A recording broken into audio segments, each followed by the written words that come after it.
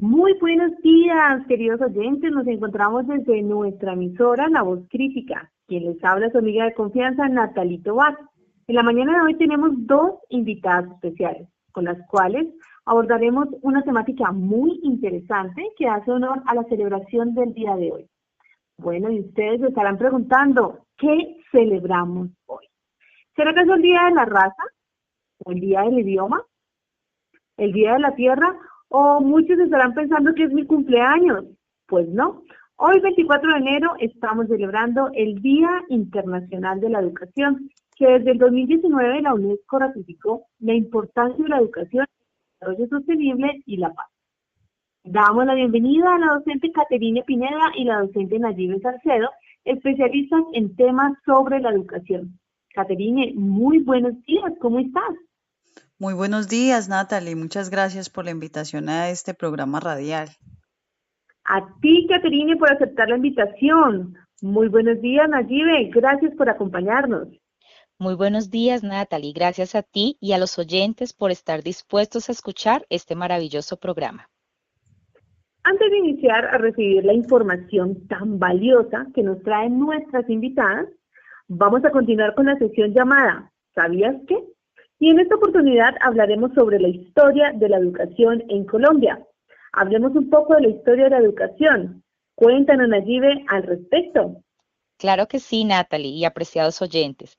En palabras de Zuluaga y Oservan en el año 2004, en su libro Génesis y Desarrollo de los Sistemas Educativos Iberoamericanos, libro que por cierto les recomiendo leer, ellos nos plantean que el desarrollo de la historia de la educación en América Latina sirvió para identificar algunas unidades de características comunes significativas que recogen en su interior las transformaciones políticas, sociales y económicas que van a incidir en la política educativa y en la práctica pedagógica de cada etapa.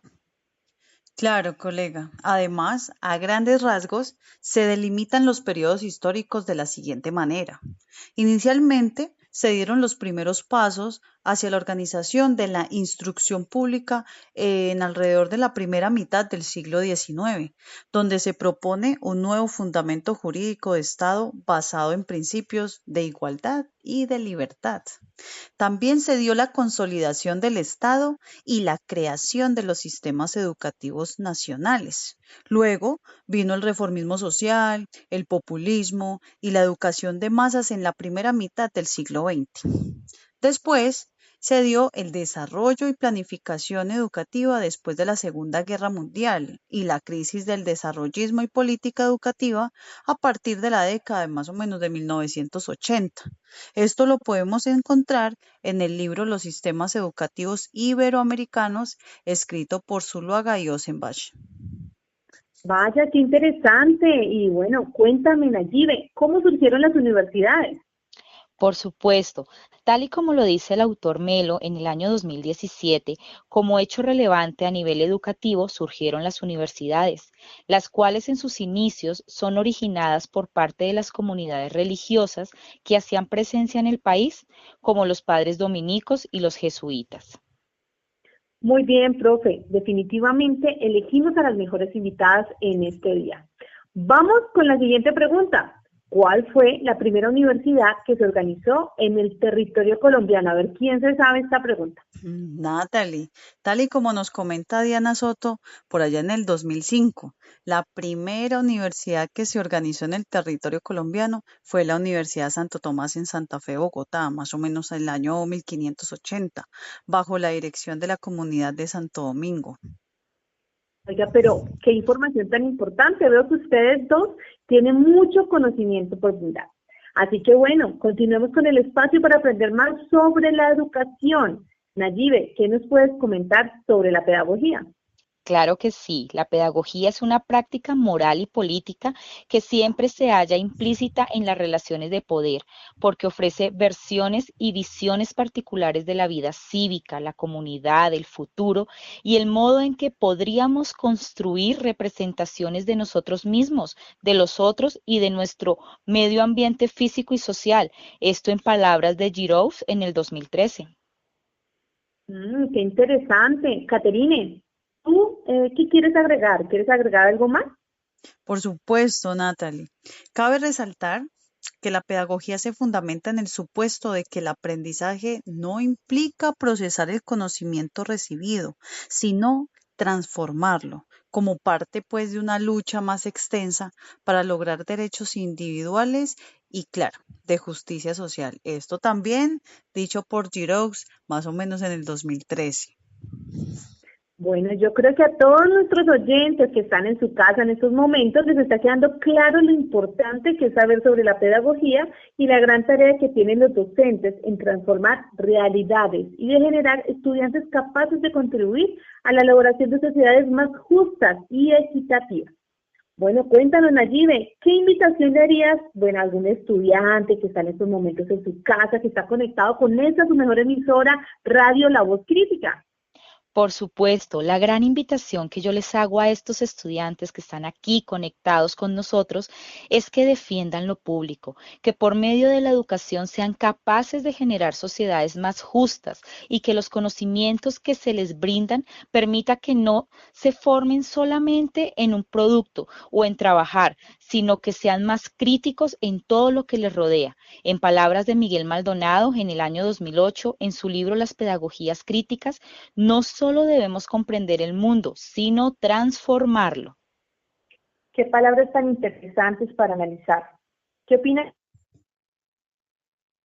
Sí, en definitiva es un tema que nos invita a reflexionar frente a las condiciones sociales que dieron lugar a un análisis crítico en Europa, alrededor de la educación y de la pedagogía, claro.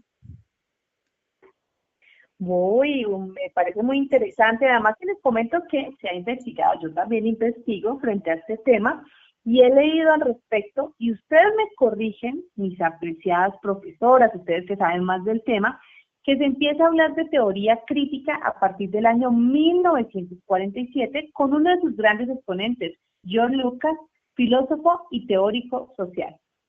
Sí, Natalie, tienes toda la razón. Este fue un tema que surgió en Europa después de las dos guerras mundiales, que trajo consigo crisis económica y política del siglo XX. En medio de esta situación surgieron dos corrientes de pensamiento que dieron una mirada distinta en la búsqueda de cuestionar cómo se lideran las masas y cómo se coarta la libertad de expresión de una sociedad en pro de ella misma. Así es, colega. En esta época histórica surgieron dos escuelas que desarrollaron un pensamiento crítico. Por un lado, la Escuela de Budapest, orientada por George Lucas, aborda la relación entre el sujeto y la objetividad en medio de una cultura de desarrollo que busca generar una conciencia revolucionaria. Correcto.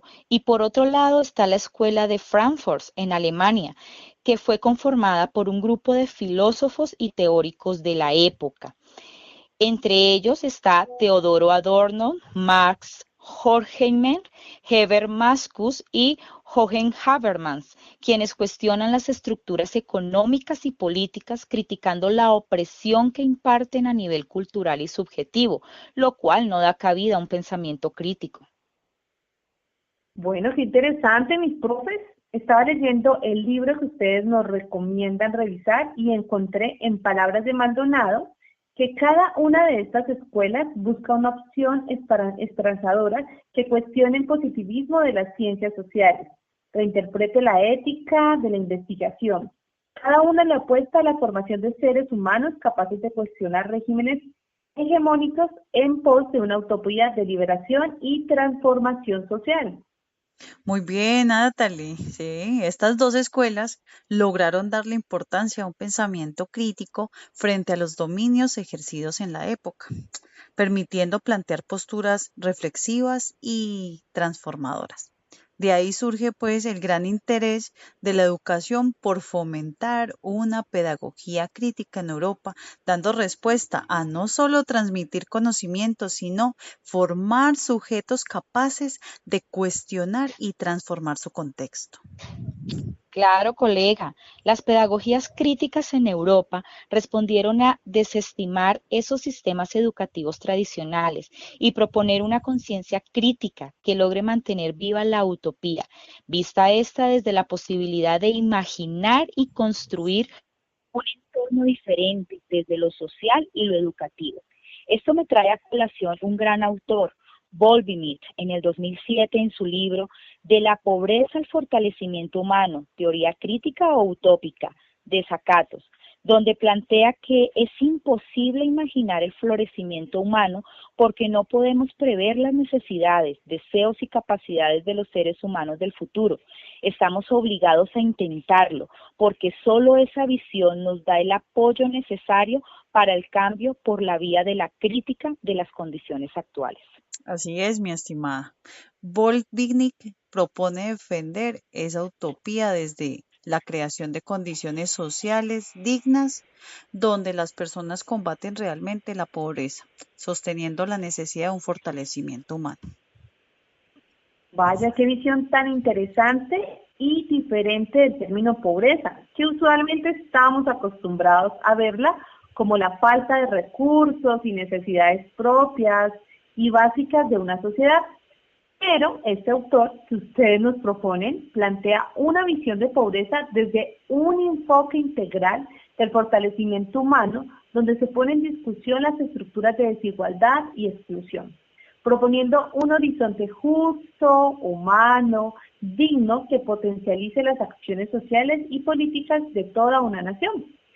Bueno, creo que aquí podemos estar todo el día hablando de todos estos temas tan importantes relacionados con la educación.